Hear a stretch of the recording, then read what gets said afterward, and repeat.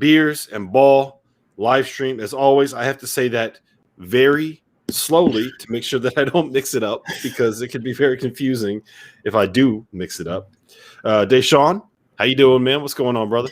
Nothing much, my guy. Just enjoying this this week. It's been a lot of good basketball this week, man. So I'm there's been some bad basketball too, and actually that's something I do want to talk about real quick. I'm not going to negate that. Before we get into it, this is the Beers and Ball live stream. I am drinking right now. I got the Hop Slam, the last one of the 6-pack. So let's get that going. Da'Sean, what do you got there, sir? I thought I was different this time. Baltimore Blonde. Let me see. Guinness. So people that are looking, this is my first blonde Guinness like ever. Usually I get the first one ever. First blonde Guinness I've ever had. So usually I get that dark stuff and it's like a weird taste I don't really like. But this I hear I will like. So I'm excited. You're not a big stout guy? That's the style that Guinness is. Yeah, I can do it like if we're all hanging out like a casual, like you know what I mean, a casual thing and there's no like pick something, everybody's just drinking Guinness, I'll do it. But if I had my choice of picking things, I usually don't go for stout. Yeah, I'm not a big Guinness guy either. It's just, you have one of them and it's like you had an entire meal. And the problem is it's only like 4.5% ABV or something like that. Yeah. So it's like you get all those calories and all that stuff just sitting in your stomach and you don't even get that junk off of it. So it's kind of like give me something a little stronger if I'm going to be dealing with that much weight in my drink, But I have heard this is pretty good, so I thought, you know what, why not let you know on the show today? It's got the Maryland flag on it, huh? Yeah, this is it's in Baltimore. I mean, they do it there, so I'm excited. I heard it's like a nice little citrus style beer, so it's gonna be like pretty crisp and light. So I'm excited. I think we actually have a pretty fun show today. We're gonna do some buy, sell, or hold again, but instead of just buying, selling, or holding specific teams, we're going to be doing it based off of what we think those teams could end up being and kind of setting a little bit of parameters for it.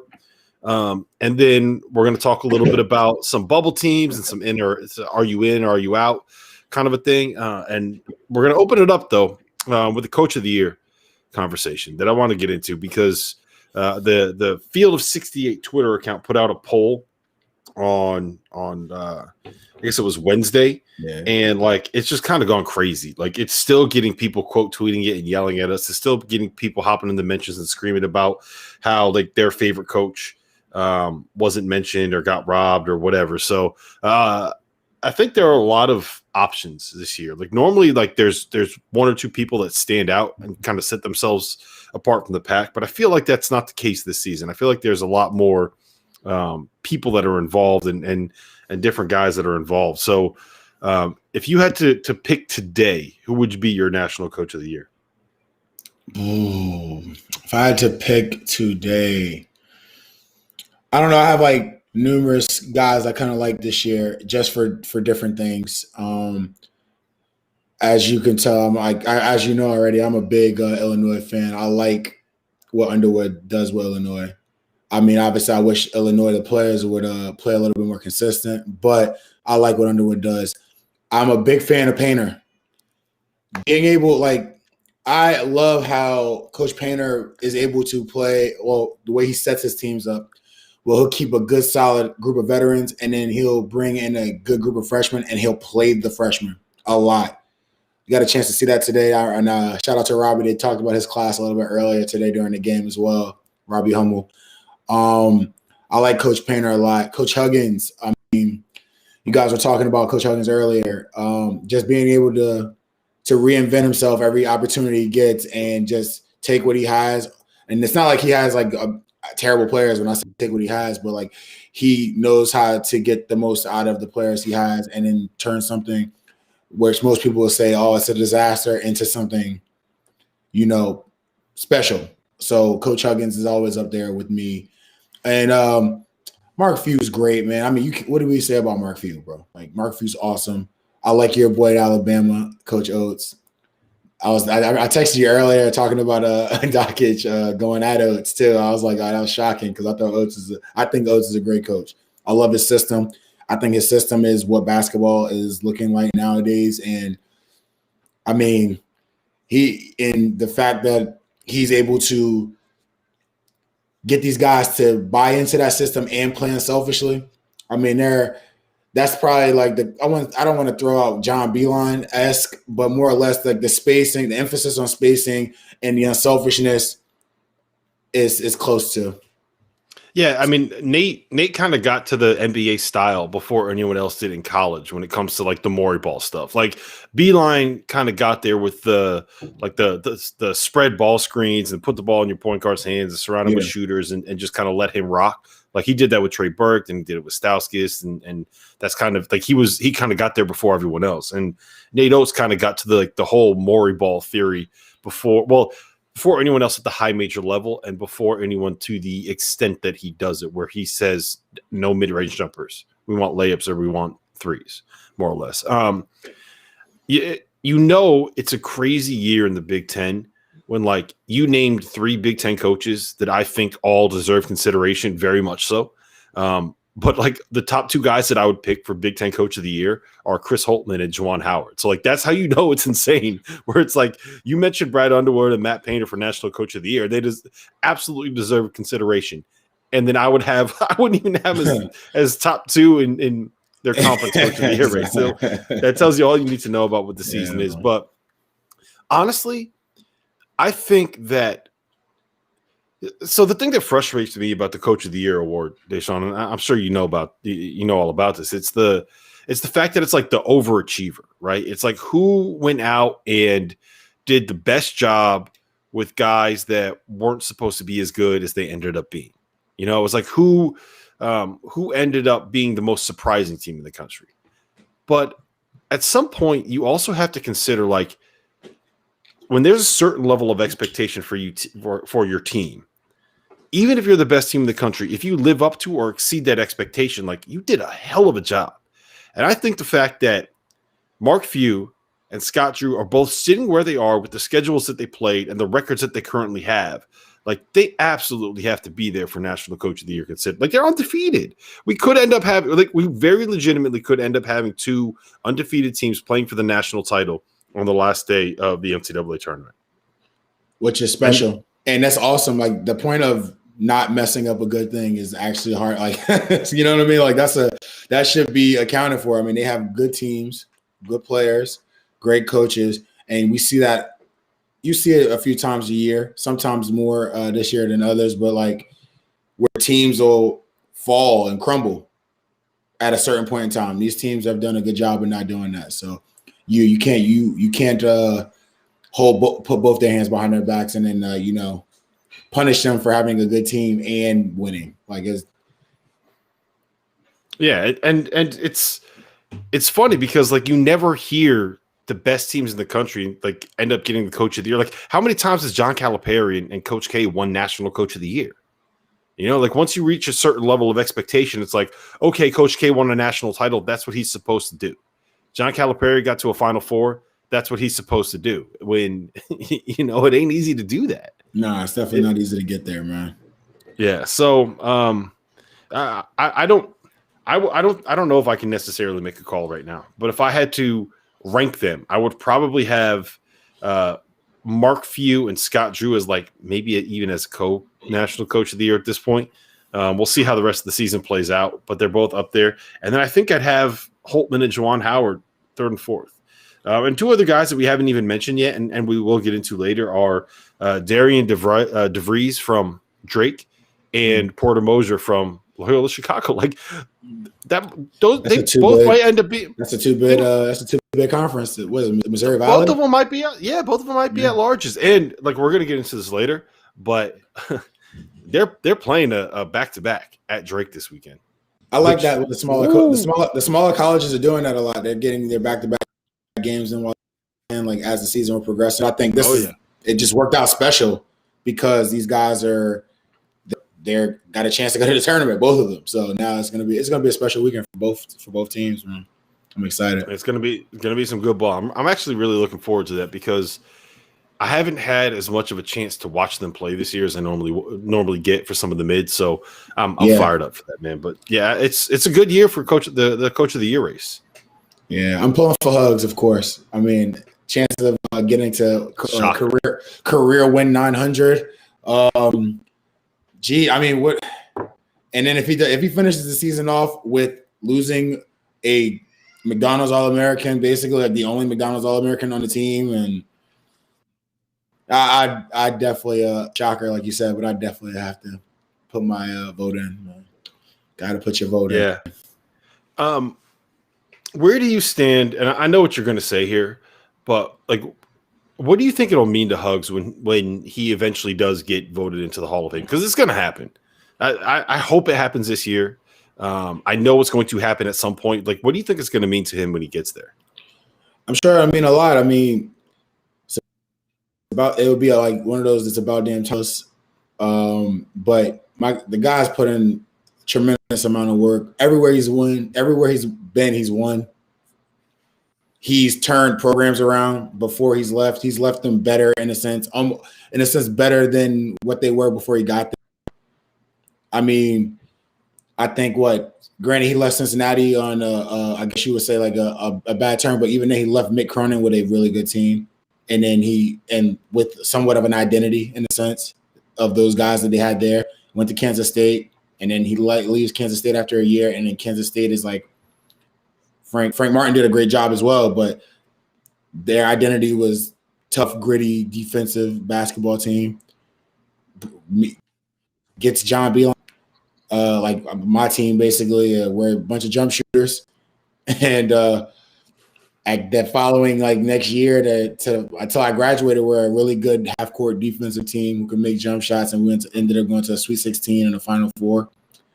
Sweet 16 the very first year, and then gets a couple bad teams from here on out, and then turn some of those bad transfers and so on and so forth into West Virginia, and then you have this scenario that happened this year, and they're still trucking him. And I mean, everywhere he's been, he's won.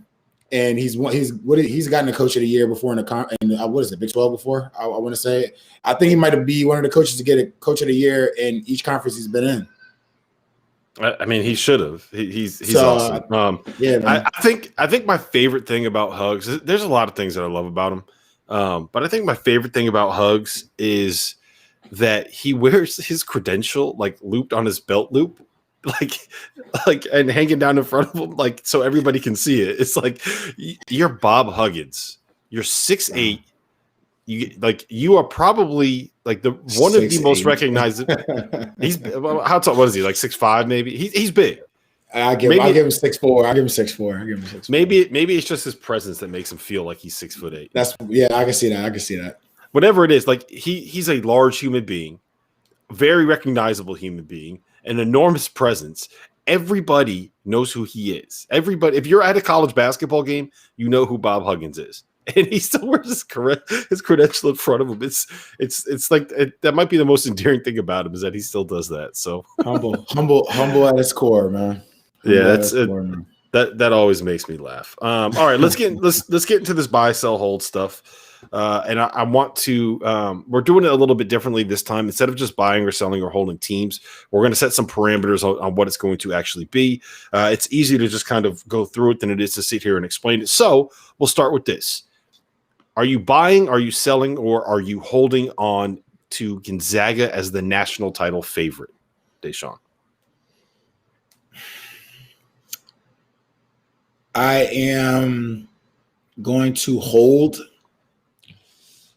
It sucks. Like I'm going to hold on Gonzaga winning the national championship, not because I think they're not as talented or the most talented team in the country. If we're going to base it off of that, I feel like I would. Of course, I'm buying. It's Gonzaga. They're a very talented team, probably one of the best college teams that we've seen in a long time. I just feel when the tournament starts, because of schedule, and I'll keep saying it, and it's just get the accordion. What do you call it? The violin out. I just feel like they're not playing anybody. They just had a tough game. Like they were playing, what was it, Pacific? I'm not sure. Like who they barely almost lost that game. Like, and they're not playing anyone. And it's sooner like it. I can only imagine for them, like obviously you don't get bored winning games, but like if they're the competitors I think they are, they're getting bored. And not to mention, I legit got a text during that Pacific game that said, "How bored does Gonzaga look right now?" Like they probably from a coach, bored. from a Division I college basketball coach that knows his stuff. Like they look bored, and not to mention, like they still got another 10. Hold on 1 second, Troy. It's being drank. You can see. I'm getting called out for not drinking my beer. It's getting drank. I only have one with me though, so I have to ration it, buddy.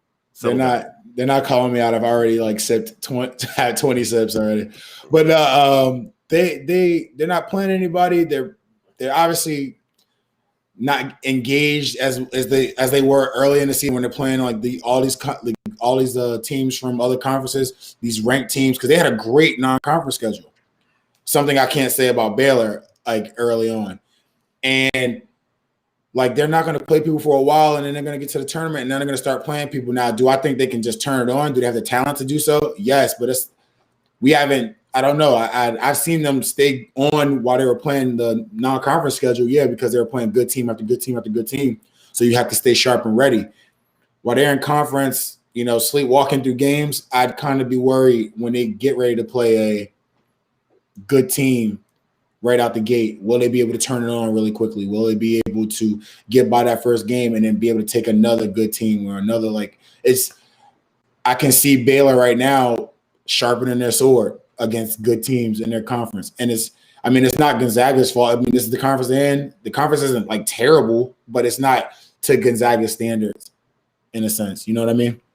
Yeah, no, I got you. But it's also like we have these concerns with them every single year. Yeah. And every year they go out and it's been the last 5 seasons they've lived up to or they've outperformed what their seeding should actually be when it comes to the NCAA tournament. I mean, it's not like they haven't gone through this before. Like they know what it's going to be. And excuse me. That's what happens when you drink beer. You burp on a live stream. Guys got him started. Now you got him started, everybody. Yeah. But no, but I get it. But it's at this point, like, and look, I say the same thing too. But I've gotten to the point where it's like I don't even think that that's necessarily going to be an issue with them because, like, I think that they are just waiting for this shit to start. It's like they cannot wait for the season. So it's not like they're bored. And it's not like they're going to be rusty or they're just like please get me to the NCAA tournament. Like we're isolated in our houses. Like, can we just fast forward to the end of the season so we can get this shit done? Because I'm ready. I'm ready to go. I would hold on them being the title favorites, and the only reason that I say that is because Baylor is just like at some point. I think I'm going to have to come to a reckoning and admit that when I said that Gonzaga was going to go undefeated and win the national title, I might have been underselling just how good Baylor is because they're so fucking good, man. Yeah, I know. They're so good. Like they lock up on the perimeter. They got guys that can make shots. Mark Vital is just so important to what they can do defensively. They can play 4 guards with Mark Vital at the 5 and not have to worry about like being small. Like they bring Matthew Mayer off the bench. And like, I swear that dude, if he played at any other school, would be averaging like 15 and would be in an all-conference conversation. Like he can play. He can play. You could just look at him. You could tell by like the way he moves. He just has a great feel for the game. Yeah, so what's funny about him is they wanted him to put on weight this summer, and the way that he put on weight was just to go eat fast food like 3 times a day. And he said he put on 25 pounds in 6 weeks, and his body mass percentage, what was it, the BMI, your body mass index? Yeah, it was 18%. Like he got fat as shit.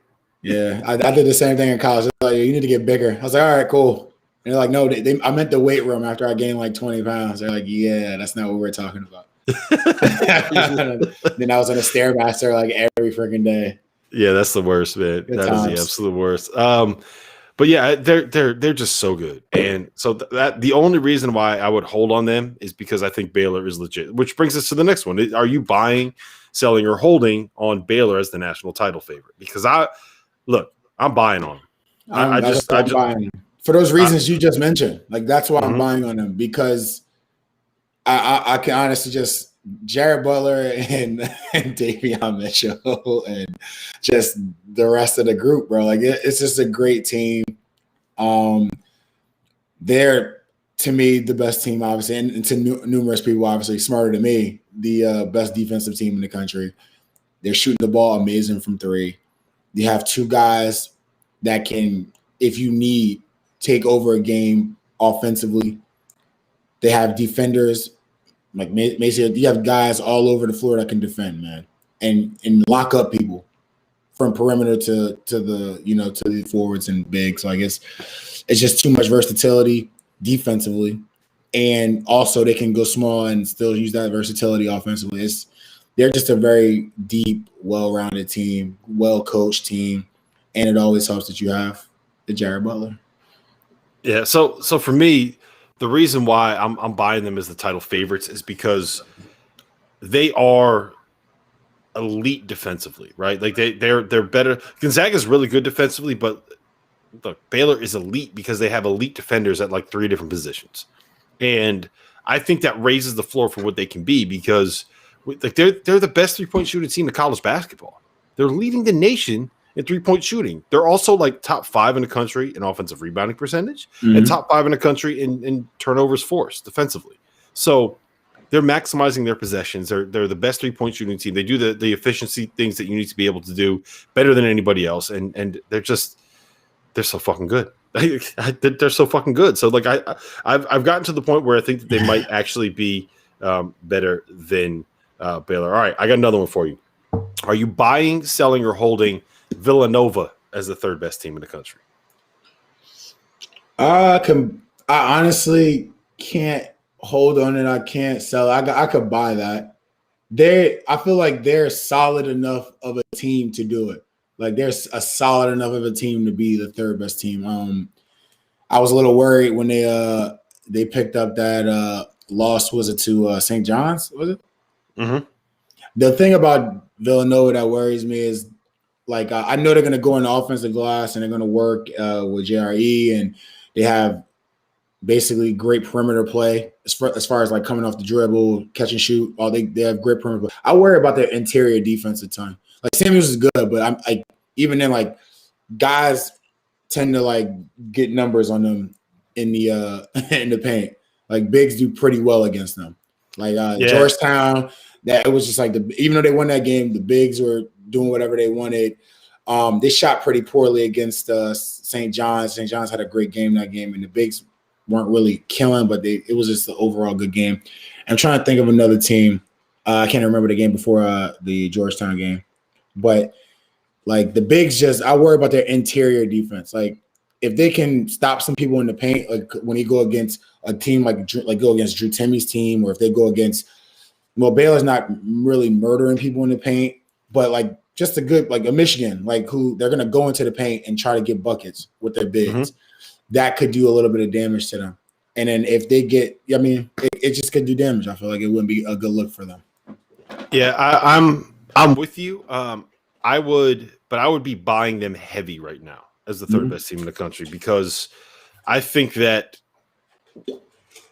they didn't necessarily have the losses. Like they were able to beat Seton Hall.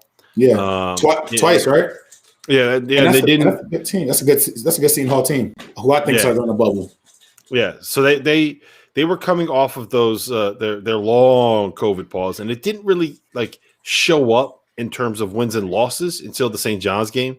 But I mean, look, they had their get right spot against Marquette. We saw what they can still be offensively.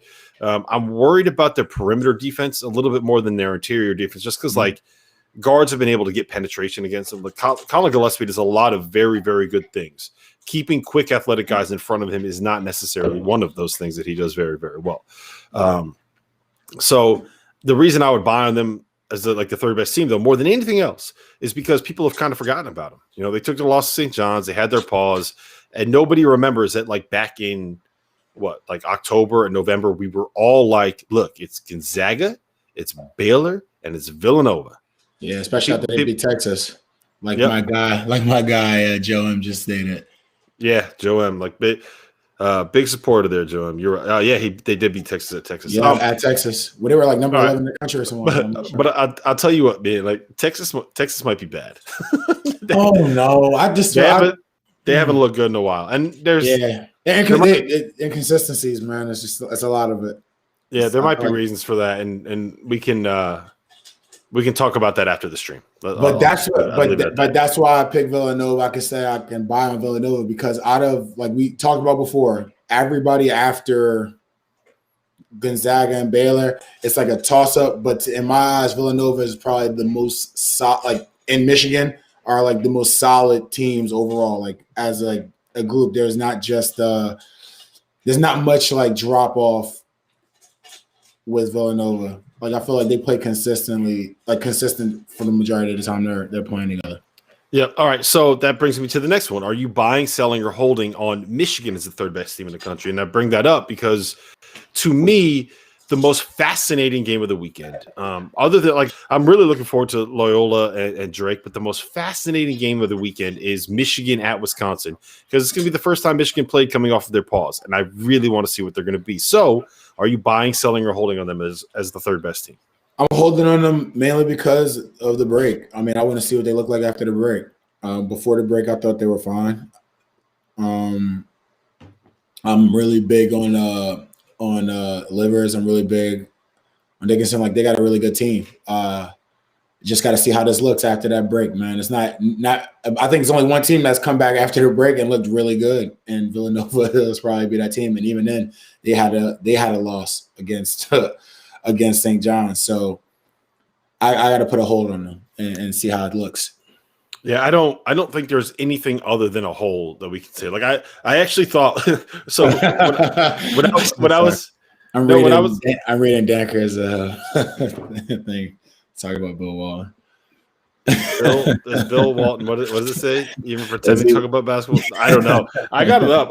I got way too much money on the Oregon money line right now, so I have to have it on the TV over there, which is why you keep seeing me look over to the side. My TVs are on that side of the office, but I can't with him anymore. And look, all right. So this is my tangent, but like I've kind of gotten to the point where like watching so much college basketball this season has become a little bit of a grind because I just feel like the level of play has fallen off pretty significantly this year, and it's understandable, right? Like, look, we've never really watched college basketball because of how great the actual gameplay is. Like, if you're looking to watch great basketball, you should probably be watching the NBA, where the best players on the entire planet are playing, right? And the thing about college hoops that's made it so special and so fun and so endearing is you have all of these kids that are playing for like their university, playing for the people that came before them, playing for like that quote unquote family, all that cliche stuff. Yeah. And you're doing it in one of the most unbelievable atmospheres that you'll ever get in any sporting event anywhere on the planet. Right? Like the student sections, Cameron Crazies, Fog Allen, like West Virginia when they do like the guy comes out with the musket and everything, like the atmosphere, the fans, the people involved, like that's what makes college basketball so special. And now you put all these kids in a situation where like they've more or less been asked to kind of like be in social isolation, whether or not they're actually isolating, but they're being asked to kind of socially isolate from all of their friends, all of their family. They can't go out and see people. They can't go home. They're basically living in a hotel room and just over and over, or their dorm room and over and over and over again, just like binging TV shows or whatever you would do, right? You're not getting the same kind of camaraderie because you're not able to have team dinners the same way. You're not able to have team bonding trips. And we're asking them to do this for like 6 months in a time when everybody's going through shit. Yeah. And they don't have that atmosphere to play in front of. And now, like, the conference tournaments are kind of going over. Like, it's almost like playing a sport that's built on the atmosphere that you're playing in. Taking away that atmosphere is going to affect the product. So it's gotten to a point where it's just kind of like, man, like this is, I don't want to say it's a chore to watch it, but it's just kind of like, this is not very good basketball that is happening right now. And it's completely understandable. Yeah, like, most definitely, man. No, I agree. We're all going through it here. All right, so that's my tangent. Anyway, like I put Michigan on here because I thought it'd be a great thing to talk about in terms of like, okay, they're coming off the pause. What are they going to see? But it's like the most obvious hold in the world because it's like we don't know what the fuck they are. So let's exactly. All right. Are you buying, selling, or holding on Ohio State as a Final Four threat? No, I'm sorry, as the best team in the Big Ten. As the best team in the Big Ten. I'm gonna hold on that because I'm still waiting on Michigan. Like their hold has nothing to do with them. It's like every other team almost. Like I'm still waiting to see what people will be doing in the conference. I like Iowa State. I like Ohio State. They played great against the best competition, like ranked competition. But I still need to see. There's other teams I favor, and I like to see how Michigan does in the Big Ten. Yeah. So I'm kind of buying on it a little bit, but it's also like I feel like they're going to come back to earth, right? They're the team more than anyone else in college basketball where I just look at them. I'm like, okay, how has this happened? How are they as good as they are? Right? They don't have a pro. They have questions at the point guard spot. It's not like they have a great five. Like Kyle Young's kind of good at his role, and EJ Liddell is a very, very good and very, very useful player. But it's not like they have a great center. They have a bunch of guys that are basically the same size. Yeah. And they just hit a whole bunch of threes. Like I'm kind of waiting for them to regress to the mean a little bit when it comes to the shooting. But they haven't yet. And it's just like they just keep having these nights where it's like, well, okay, tonight's going to be the night where Dwayne Washington goes off and hits 7 threes and goes for 25 points. And tonight's going to be the night when Justin Aarons hits 4 huge threes in the second half. And tonight's going to be the night where E.J. Liddell goes for 27 and, makes Kofi Coburn looks like a lamppost when he's trying to play defense. Yeah, so, but if you think about it, though, those games, Iowa, Illinois, they beat up on teams that have bigs and they play small. So but when they play teams like size, it doesn't always turn out like that. So I kind of feel like they had the upper hand in the scenario when they had EJ Liddell going up against Luka Garza and obviously going up against Iowa anyway with the way they defend and then you have these other teams as well. You play mismatches. I mean, it's basketball. They do a good job of exploiting the mismatches. They just can't find them when they play against like-sized teams. Yeah, they do. And it's also one of those things where it's kind of like in my head, I'm thinking like, okay, like eventually they're going to come back to earth. But when they just don't come back to earth and they just keep playing as well as they're playing, like at what point do I just be like, Rob, you're being stupid. They're awesome. You know what I mean? So that's kind of where I'm at with this. It's like, Rob, you're being stupid. They're awesome. You say that now, man. Just hold out a little bit longer. Yeah. I just want to answer Colin real quick. Colin said it was interesting how guys in the bubble went off versus how in college it was the opposite. And what I would say is this. I feel like for the first maybe like month of the season when it was kind of new and it was kind of exciting, it felt like it was more like it felt like the basketball was a little bit better, right? But the difference is in the bubble, the reason why the bubble was so good at the start was because one, you had the best players in the world just like itching to play and itching to get back out there. But two, like if you talk to the guys that were actually there, and like I don't know if you talk to like any guys that are still in the NBA or that were in the bubble, but what it turned into was something of like, okay, one, it took the pressure off of their presence in public, right? Like when you're an NBA player and you go out, everybody knows who you are. Like there's no hiding. You're taller than everybody else, right? You're recognizable because it's the one sport here where you don't have anything on your head. So when you're watching you on TV, like you're going to look exactly the same as you look when I see you at a restaurant or something like that. You know what I'm saying? Like football players have helmets on. Baseball players have like eye black and helmets and hats and everything, right? A hockey player is like, well, who cares about hockey? That's not a real sport. Shut up. Shut up. You don't want to run into those guys. Yeah, you don't want to. You don't want to. But so for the basketball players, especially with the popularity that the NBA has gained with like the younger generation, is that when they go out, like they're mobbed. Especially the superstars, they're mobbed. They're celebrities. Like LeBron James can't go anywhere without like calling ahead and setting up like a security detail, right? And it's like that for a lot of these guys. So when they got there and it was a bubble and there was nothing else to do, like they could go out and do whatever the fuck they wanted and they didn't have to deal with people. So it almost became like a summer camp. Like it became for the people that were there, it was like they could just go hang out and be regular guys. You know what I'm saying? Like, because when I'm picturing like a kid's summer camp while you say that. but you know what I'm saying? So it's like when they got there, it was almost like a weight off of their shoulders. Not only were they able to compete, not only were they able to get out and like try to get into some like some kind of normalcy, but it also allowed them to kind of be regular people in their environment.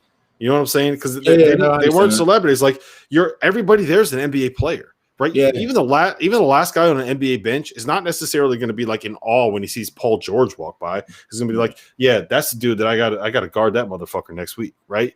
But by the end, what happened was the teams that lasted were the teams that were there to just compete. And the reason why you saw some of the better teams kind of fade out, and maybe like the Clippers didn't perform as well as they did, because the weight.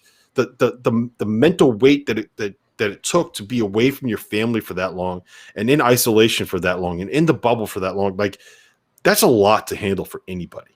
And I think didn't Paul George come out afterwards and basically say like, look, I was borderline depressed. I don't know if he used those words, but he was like that shit weighed on me. He used it during the like after a win. I think they won a game and he was saying like he was having a mental stuff bothering him and all that stuff. But yeah, so the difference is in college, right? Like you don't get that kind of camaraderie, because when you're in the bubble, like you could go out and you could hang out with who you wanted as long as you tested negative.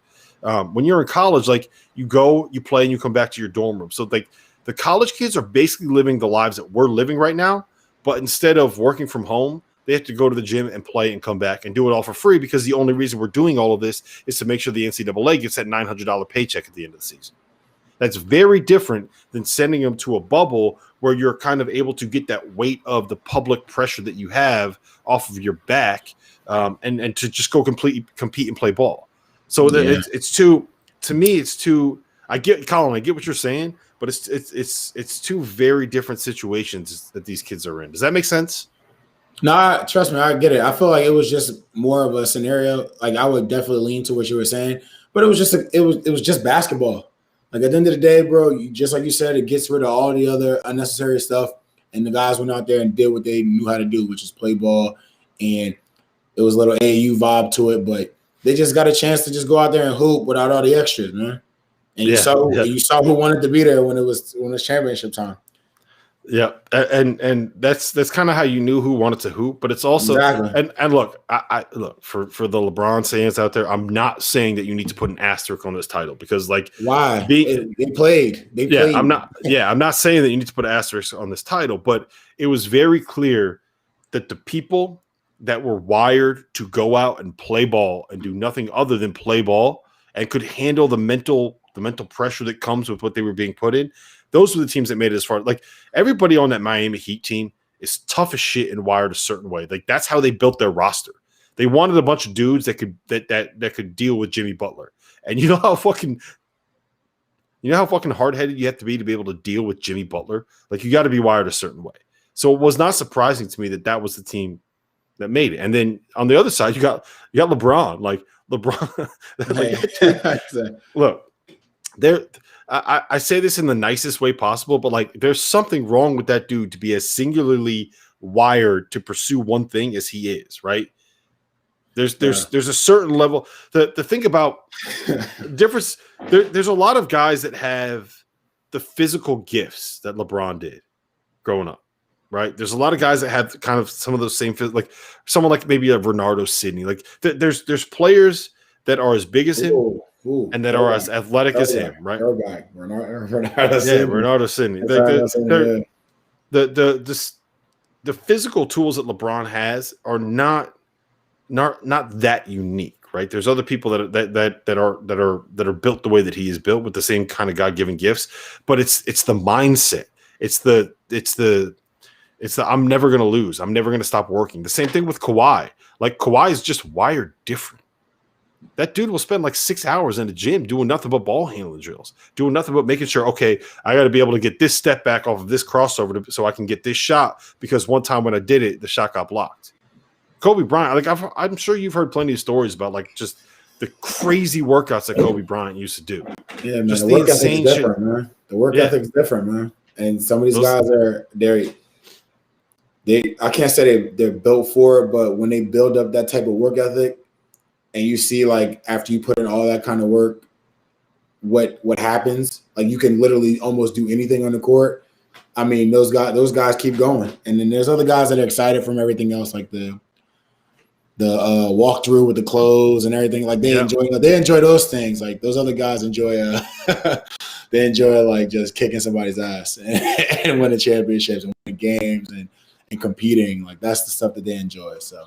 Yep. Yeah. I mean, it's some guys are different. All right, let's get back to the subject at hand. Indeed. I don't know how we got on that. I don't know how we got on that tangent. I didn't mind. Yeah, I think it was Colin. Shout out to Colin. He got us on that tangent. All right. Buy, sell, or hold these three teams as Final Four threats: Illinois, Virginia, and Alabama. Illinois, buy, Virginia, sell, Alabama.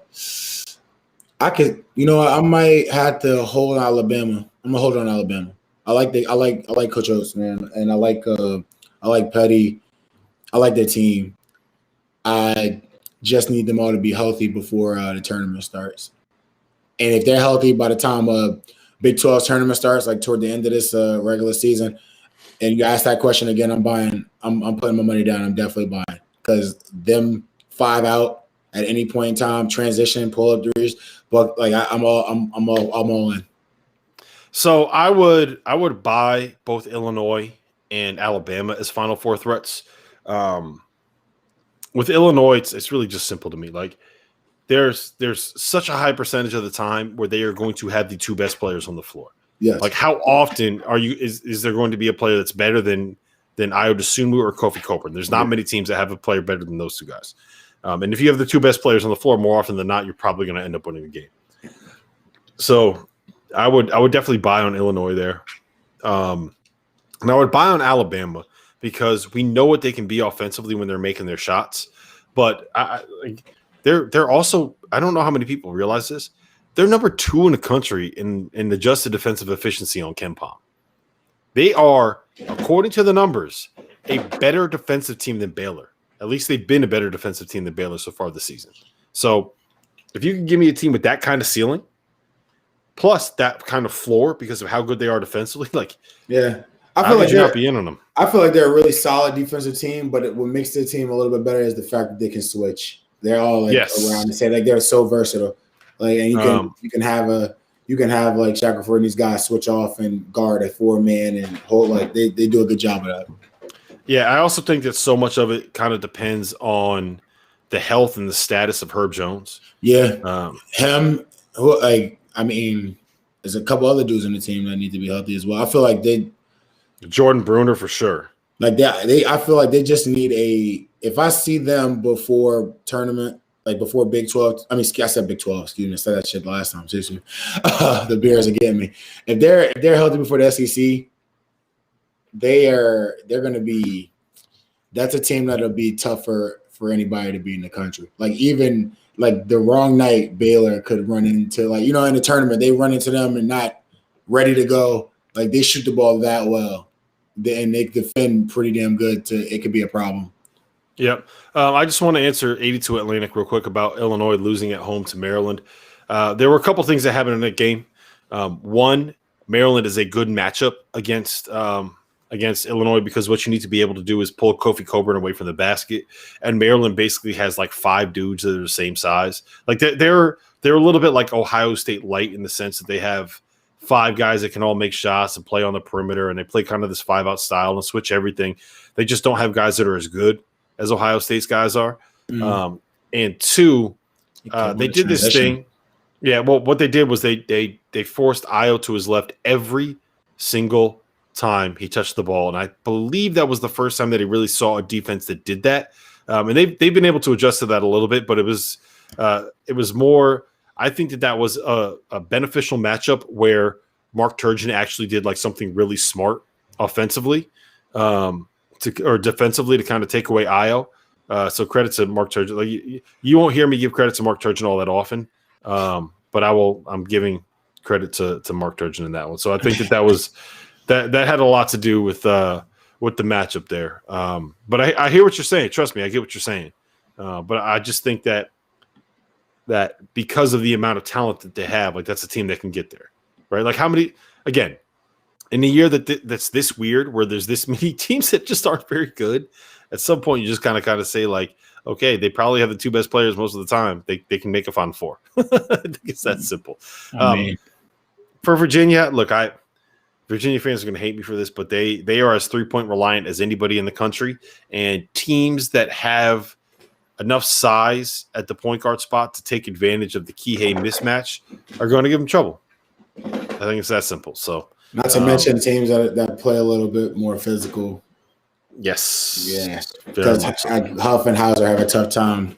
Like it's tough. It's like Huff. Obviously, like most shot blockers, they're the best shot blockers are off the ball. And I can't even remember the last game they played where the big was just in his chest and he couldn't block any shots. Like it was just you're keeping him from blocking shots, and if they're not making any shots, like Hauser and Huff, like you got out physical them, you can out tough them, and then you can win the game as well. All right. So let's finish this up real quick with 6. Are they ins or are they outs? I think the most interesting, excuse me again with the burp. It's the beers, man. It's the beers. I think the most interesting bubble team right now is Maryland, because how about this? Maryland is 9-10 in the regular season. They're 4-9 in the Big Ten, but they have their net is 39th. Their strength of schedule is like one of the best in the country. They've played 19 games. Deshaun, how about this? 14 of their 19 games have come against quad 1 opponents. They have a 4-10 record in those games, but like their worst loss is probably at Indiana. And Indiana is like a top 50 team. That's not a bad loss by any stretch of the imagination. They won at Illinois. They won at Wisconsin. They won at Minnesota. And the big thing for me is that they won at Minnesota. Yeah, well, Minnesota's like 52nd in the net, so that's not a great win. But if it was at Maryland, I wouldn't be surprised because Minnesota sucks on the road. Well, that's the thing. Like they have 3 wins over teams that were ranked in the top 17 at the time that they won. But like and they're heading into the easy part of their schedule. You know, they kind of went through all of the top teams already, and they don't play them again. So they should be able to get. Well, if they're going to make the NCAA tournament, then they'll win like 5 of their next 6 or 6 of their next 7 or something like that. So their record will look a lot better. So I think Maryland's got a very real chance to get into the NCAA tournament, despite the fact that they're sitting here on February 12th with a below 500 record. It's crazy when you think about that, but that's the Big Ten for you. That's the Big Ten, exactly. I was going to say, just reading Colin asking if you think Maryland is getting in over like a Winthrop type team. I mean, I don't know many teams. I mean, I don't know many. I wouldn't think the committee would look at them and say, they won in Wisconsin. They won at Wisconsin. They won at, Wisconsin and at Illinois. Like, yeah, they're going to get in, I think. Yeah. In comparison to those teams. The thing for Winthrop, I kind of suspect that there's a chance that Winthrop will just be the automatic bid if they win their league. There's been some rumblings from what I've heard is that some of these small conferences won't decide to actually play them. But the thing with Winthrop is like they literally have played nobody. Yeah. They played 2 non-conference games, and yes, it was against UNC Greensboro and Furman, which are 2 really good teams from the. Are they SoCon? I'm pretty sure they're SoCon. I think Furman is, I think. I can never keep it like so. The teams in the SoCon and the teams in the Big South, I always get them mixed up. I can never keep them straight. So I. And they got a loss to UNC Asheville. Like, look, I understand how tough it is, but when you haven't beaten anyone and you have a quad 4 loss on your resume like that, that's the committee has shown over and over and over again. Those are the kind of things where they will say, okay, yeah, well, we're not taking you because of that. So, and they won at Radford tonight. They blew out Radford, and they get Radford again on the road tomorrow. So we'll see how that ends up going. Radford's pretty good, but like I have a very hard time seeing how Winthrop will get in just because that's the way that the committee works. All right, next up on the list of most interesting bubble resumes, I want to talk a little bit about UConn because so the thing with UConn is like their resume is very bubble worthy right now. It's probably NIT worthy. They're 8-5 overall. They're 5-5 in the league. Their net is in the mid 50s. Their strength of schedule is right around the top 100. They're 1-2 against quad 1 opponents. They're 3-5 against quad 1 and quad 2 opponents. They have a win over number 17 USC, number 17 in the net with James Bouknight. They are 3-4 without James Bouknight. And what's so fascinating to me about this spot day is that I think this is where we're really going to see what the committee values in terms of players being injured and players not being available. Yeah. I mean, they still got games coming up. If they win these games, I think they got a chance to they got a chance. They got to win these games convincingly, though. And I kind of don't think they're going to beat Villanova convincingly. I can't see that. It's gonna. Well, see, here's my thing with it. Like, and isn't that at Villanova too? Yeah, but if they win that game and they got Bouknight back, and even if let's say they lose a close game with Bouknight back and they win everything else that they play. At what point do you kind of say, okay, well, look, the reason why they struggled is because they didn't have James Bouknight, and now James Bouknight is healthy. Like, how much do you take that into account? Like, that's going to be the fascinating part about UConn's resume. And we cannot even really say, by the way, Oregon's going to win, so it's a good day. You might actually be able to get paid since I gambled I almost gambled away all of the money coming in for the field at 68. So. Yes. Boy, get a paycheck, baby. Let's go. There we go, Rob. Yeah, but the thing about UConn that's fascinating is we're really going to see what the committee values in this situation. So it's I put them on this list, and I thought it was going to be a great talking point, but it's pretty much we can't do anything till we see Bouknight back and know how they are. So yeah, I'm still holding a grudge on RJ Cole. So because Goodman. Look, buddy, look. You settle down over there. You settle down. Day, show them what you got, Day. Show them what you got. I'm here, good man. I'm from Morgantown. I'm from Newark, New Jersey. I live in Morgantown. We drink beer here. Yeah. You know what they do? You know what they do in Newark too? They drink beer in Newark too. Yeah. They drink Henny. They drink Henny at home. No, it's all Henny. We don't do beer in Newark. All right. So we got 2 Pac-12 teams and 2 Missouri Valley teams. Let's talk about the Valley teams first. Drake is fascinating to me. They're 16-1 on the season. They have a really, really good net rating. Their strength of schedule is complete dog shit. Complete dog shit. They haven't played anybody in the top 100 yet, all right? Yeah. They haven't played a top 100 opponent. They have 4 quad 2 wins, but they were all road games against league opponents. They won at Missouri State twice. They won at Indiana State twice, and they have just that ugly quad 4 loss. To Valpo. Shout out to Valpo. Yeah, shout out to Colin Gordon. He said Goodman has the weird beer / music taste, according to sources. Nah, hey. Thank you. That's wow. I don't know what to say to that, Jeff. Let him go. Don't respond to him. He just can't have a $2 million boat in the house on. Yeah. Don't worry about it. Like you were saying, Rob. All right. Goodman is weird. There we go. They're going in on Goodman now. Say Goodman. Right, let's get this done. Let's stay focused so we can finish this thing up. Sure. And then Loyola's computer numbers are just unbelievable. I think they're top 15 in both KenPom and the net. They're 15-3 overall, but they have all of 3 quad 2 wins. They're 3-3 against quad 1 and quad 2, and they have like a loss at Indiana State, which is their bad loss, which isn't a bad, like it's not really a bad loss. It's a quad 2 loss. So basically, if Loyola gets in, it'll be their computer numbers. But what's so fascinating is I think the best thing for the Valley overall would be for these two teams to split this weekend. You get a great road win for Loyola, a quad 1 road win for Loyola. You get a quad 1 home win for Drake because you'd be beating a team in the top 15.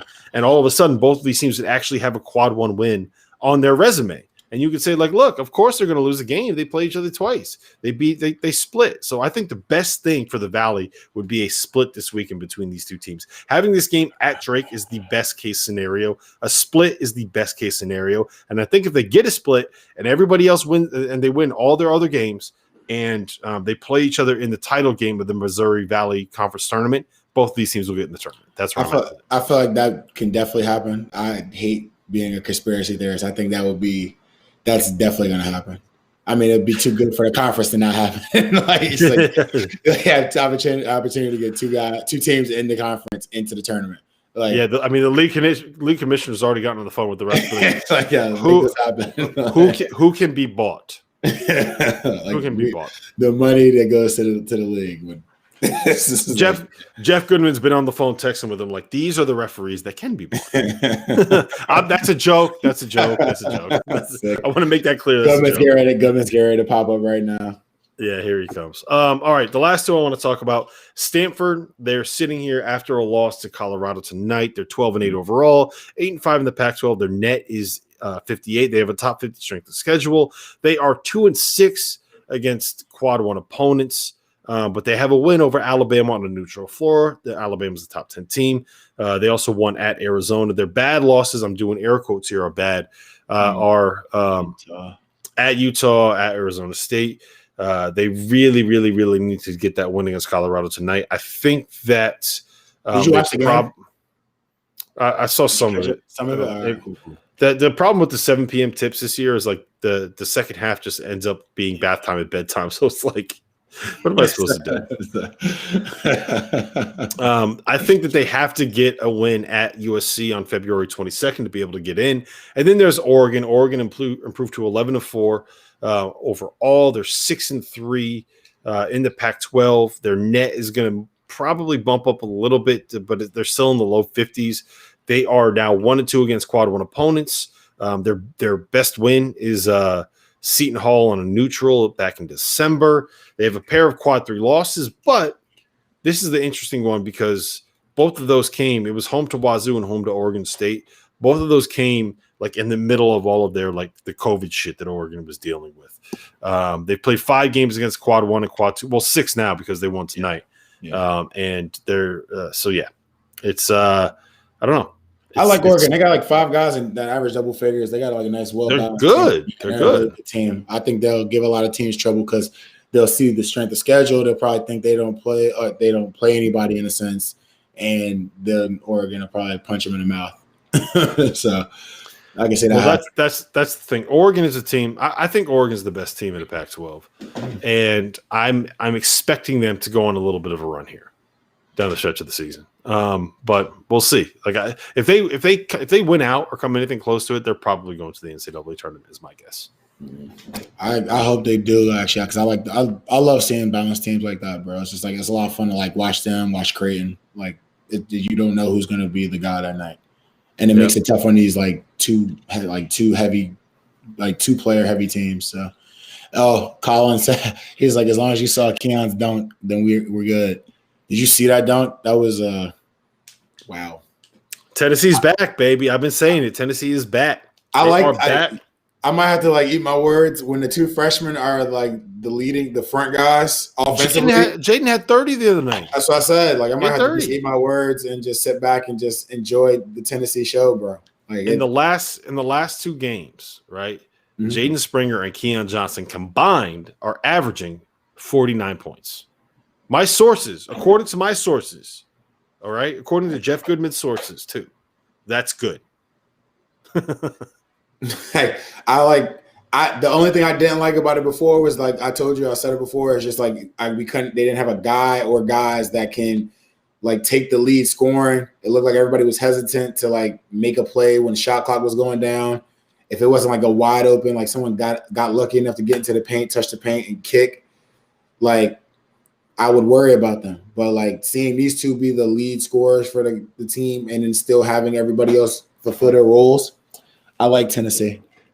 Yeah, there's a couple things I want to touch on real quick. First of all, Colin, I think that Tennessee's best lineup is when they play Eve at the 5, and then they go with some combination of Santee, Victor Bailey, Keon Johnson, Jaden Springer, and Josiah Jordan-James around him, and just go full small. I think you got to go full small, play fast, try to force turnovers, press, do all that good stuff.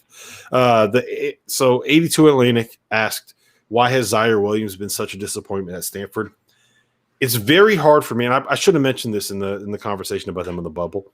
It's very hard for me to take anything that has happened with Stanford this season outside of the context that Jeff Goodman said this. This is actually serious. He said this on our morning stream the other day. They've now spent 5 days in their like own beds, not living in hotels. When they went to Asheville for the Maui Invitational, and they stayed in North Carolina for a while and stayed there. Then they went to LA and Southern California, and they stayed there for a while. Then they were staying out in Santa Cruz and playing all of their games at the Golden State Warriors G League facility because the requirements of the county that they are in California is that you cannot, like, they can't have practices legally because you can't have that many people in one gathering. So they've been like their season, they might have had it the worst of like any team in terms of what you're dealing with COVID isolation and living away from people and not being able to experience the stuff that you need to be able to experience. So like Zire Williams struggling with everything that he's been struggling with is like, it's not even surprising, man. Like I get it. The stress level, the stress level of these kids, I don't want to use panic, but just more or less like, what is it like? Just a worry of what's going on. You don't know if you're gonna play or not gonna play, and just not home. You don't see your family. Like it's a lot, bro. For any kid, it's hard. It's hard. And like we saw Zire in Maui and how good he can be. And I just think that, and I don't. I don't have a source on this one, but what I'm saying is, you can watch that team, you could see that team, you could see him, and understand that like. Those dudes are going through it, and it has not been easy for Stanford. So, like anything that's happened with that team and those players, like you got to take it within the context of like the shit is really, really hard for them right now. But anyway, Day, look, we've been here for an hour. My beer is empty. I have to go get another one. But listen, everyone that's hung out this far, thank you. These are always fun, man. The Thursday nights are the nights I look forward to more than anything else because we could drink beer and bullshit with people. So. If you're just catching the end of this, make sure that you subscribe to the Dauster and Da'Sean podcast on anywhere that you get podcasts for absolutely free. We will be uploading this audio tonight for the morning. So, as always, Da'Sean, been a pleasure, my man. Always a pleasure, Rob.